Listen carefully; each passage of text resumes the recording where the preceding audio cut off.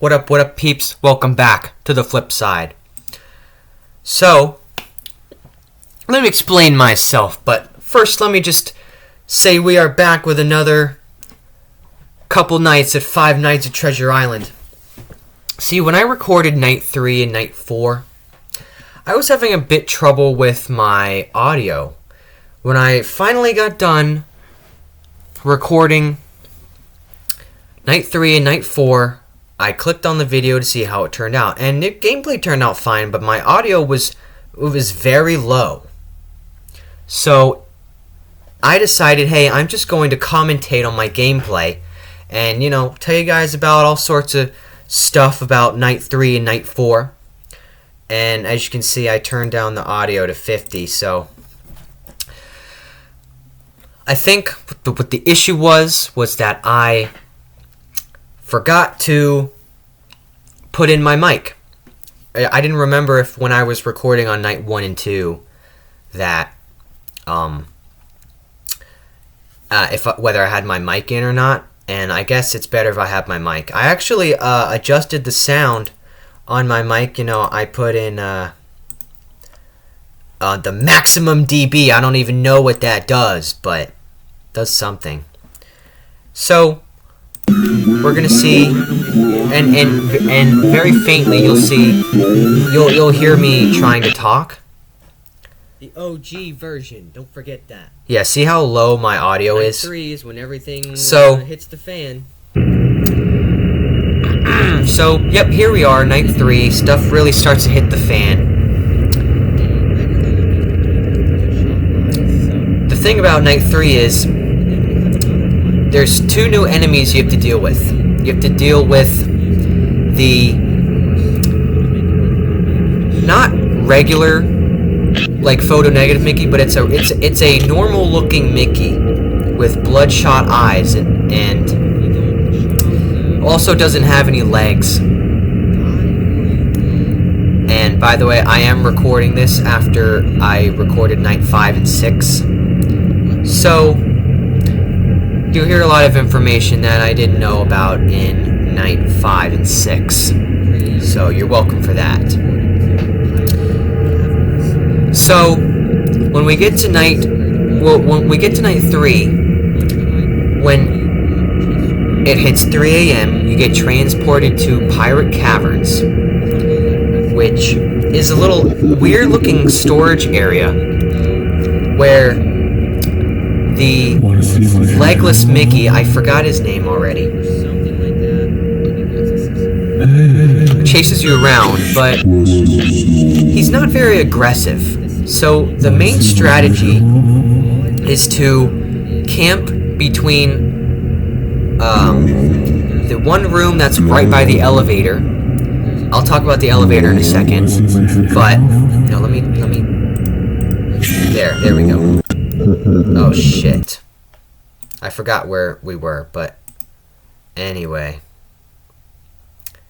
play the video. Anyway, 12 a.m. The strategy for Night 3 when you're in Pirate Caverns is to camp between a room where the elevator is and the room right next to it. So when you go into the elevator and you press the down button, it'll take you into a room that's on the lower level where there is a red guy that is very aggressive, and there's a lot of mysterious stuff in that lower level. There's some weird safe with a couple buttons on it that don't seem to open the safe. There's some weird looking chess pawn pieces or whatever. They look like little figurines or endoskeletons. And then it's sort of a straight shot between the elevator and the end of the little area. There's some little side rooms and stuff like that, but the red guy, he's very aggressive, so it's better not to even go down there and to just wait until... Yeah, see, here we go. You're gonna see what I do. And you're gonna see the Bloodshot Mickey.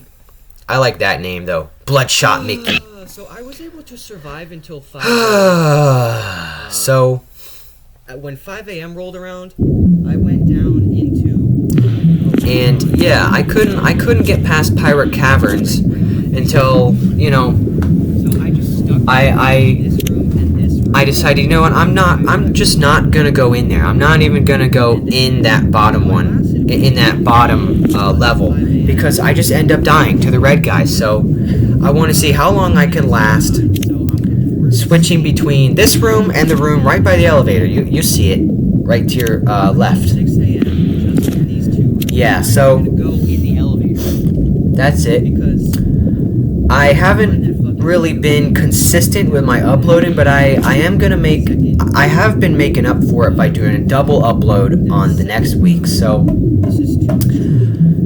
yeah, as I've said before in Stick around right in my last video, 6 a.m. and then I'm gonna pull my recording schedule is uncertain. So if I don't post a video one week, I'll try to do a double upload to make up for the last week. So that's what I'm doing this week. So enjoy the double upload, and then next week I will try to have Infinite Night completed for you guys. I pretty much have the gameplay down pat and mastered, so we may be on that Infinite Night for an entire hour. Who knows? I'm not gonna fucking go like 2 or 3 hours. Maybe I will with JD Breezy. I don't know. That's an idea. Hey JD Breezy, if you're watching this video right now, tell me what you think of that. We could do a video seeing how long we last on Infinite Night. You know, we could take turns, see who lasts the longest. That's what she said. So yeah, this is the boring part of the gameplay. I'll switch to when 6 a.m. comes around, and we head right into night 4. And night 4 gets crazy. We get introduced, I believe. I just played it and I forgot. We get introduced to Photo Negative Minnie, who has no teeth, you know, just gums, and she has like no eye sockets, and she sort of levitates, which is weird. And for some reason there's supposed to be Pluto in this game, which I never noticed. Like, I never saw him in the cameras, or I never saw him come into my office. So that's weird. Maybe he did and I just didn't notice because I'm too focused. You know, I'm not looking at the little details. Like, now I can look at the little details, you know what I'm saying? Like, we have an iPhone or some sort of Android on the desk, so this game takes place in a relatively modern era, or what appears to be a cell phone. You know, I don't know what that black thing is on the desk. Oh, I think that's an ashtray for a cigarette. I think there's a cigarette in there. See, there's Minnie. She's like levitating. You know. By the way, you're gonna see me die in this night because I got distracted by the Donald head turning his face towards the camera, which freaked me the hell out because I never saw that before. You know, it's not that this game is scary by any means. I just get taken aback by how, like, disturbing and freakish all these enemies look. And so, what else is on that desk? Oh, I can't really get a good look. There's some sort of red, like, little... I wonder if that is a coaster for a cup? You know what I'm saying? I can't make out what that symbol is on the coaster though. And then, oh, see, did you see, guys? Look, boom. And I got distracted by that, and I didn't even know that Mickey was to my left. Yeah, you know? well, I guess I'm not blowing through night 4. I didn't even check to see. Yeah, I guess I'm not blowing through night 4. So, like, damn, that was freaky. that was freakish though. I'll see if now that I'm commentating over my gameplay, I'll see if I notice Pluto, and I'll pause the video to show you guys. Because I had no idea Pluto was in this game until later on. So, yeah. That poster says the Cactus Kid. That's weird. Maybe that was a Western little play they did for the children. You know what I'm saying?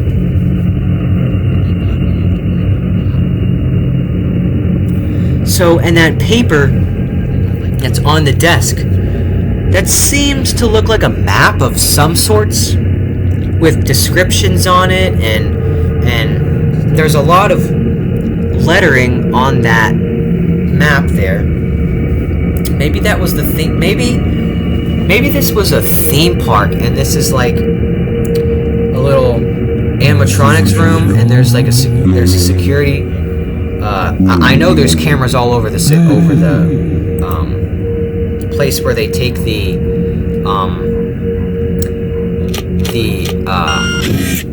animatronics and put them from the park and put them in this little area. But we'll be right back. Alright, ladies and gentlemen, we're back. There's Mickey right there. Boom. Taking him out. Dropping him like flies.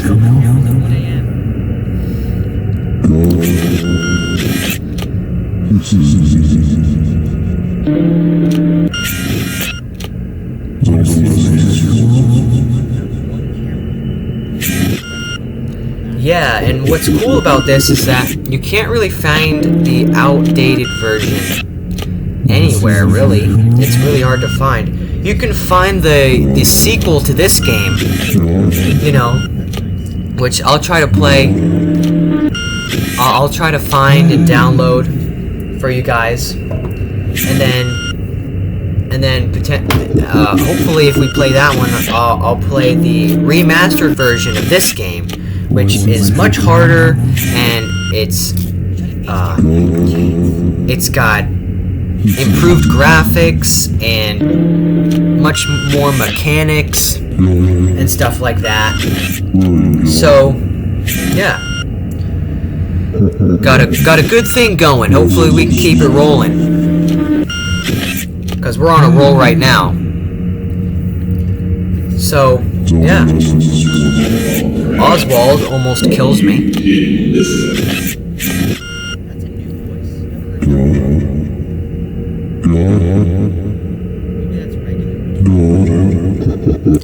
That's weird how they're all calling out for God, you know?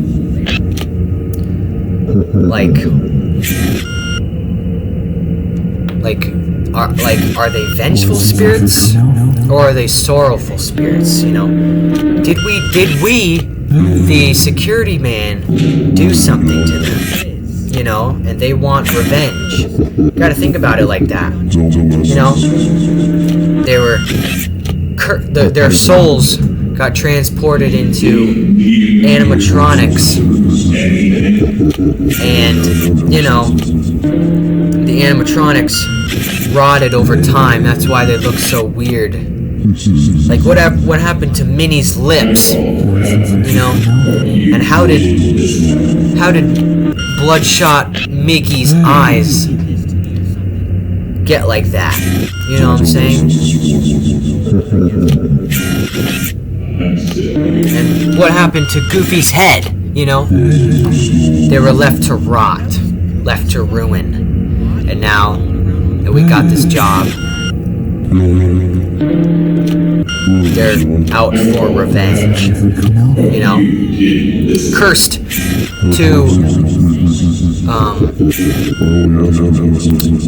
to roam the mortal plane, you know what I'm saying?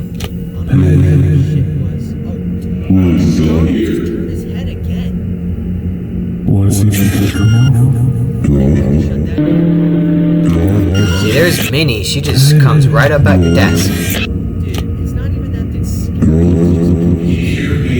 A lot of people, I saw a lot of YouTubers not even like finish playing this game because nothing really went on in night 1 and 2, so they sort of just gave up on it. But I didn't give up on it. Night 1 and 2, you gotta think about that as like the introduction, you know what I'm saying? Like night 1, you get to figure out how the animatronics work and how the camera works and how to shut them off and everything. Get settled in to your new job. And then night 2 rolls around, gets a little harder, you know, and then boom, you get to really experience the game, you know, hopping into pirate caverns, getting a little delving into the story and the lore of Five Nights at Treasure Island. I know there's really not a lot to it, but that's just the way it is. You hop into a hidden gem and there's a lot more to it than you think. So yeah, 4 a.m. we're getting through this very easily.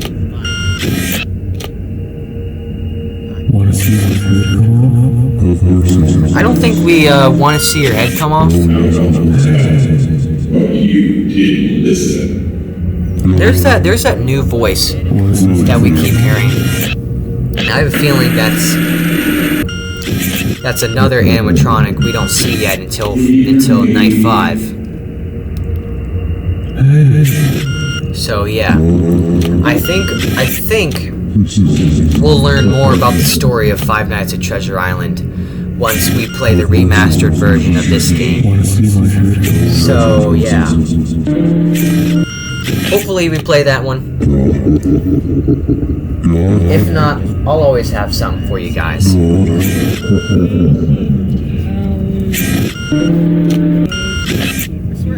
Probably won't get to playing the sequel to this and the remastered version like immediately after this game, but I want to in the future eventually get to it. Like, I wanted to play Five Nights at Treasure Island a long time ago.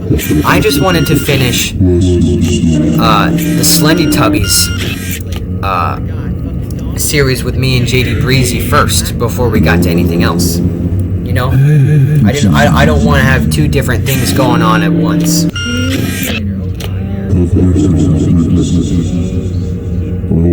That's just the type of person I am. One thing at a time, keep it simple. Upload every week or every couple weeks, do a double upload if I can. So that's the future of this channel. Still gonna do skits when I, you know, get another milestone of 10 more subscribers. So yeah, I got a real story going on with those skits. The first one was actually supposed to just be a funny little thing to mock the people in the Mario Kart Discord server that banned me for a non-justifiable reason. So that was it. But I decided, hey, you know what? Hit another milestone of 10 subscribers. Why don't I branch off of that and do something with it? You know. I'll tell you what, though. Part 4 of the Mario Kart Tour Prison skit series for me, it took all day. It took all day. I don't, and I also don't really even come up with a script. You know, I mean, I think about what's gonna happen in the next episode all the time. So I usually flesh it out in my head, and then I bring it to life. So yeah, that's basically the end of this episode. So, next video will be Night 5 and 6. And then there's a special little surprise at the end of the video. So, hope you guys enjoyed. And without further ado, I will see you all next week back on the flip side. Peace!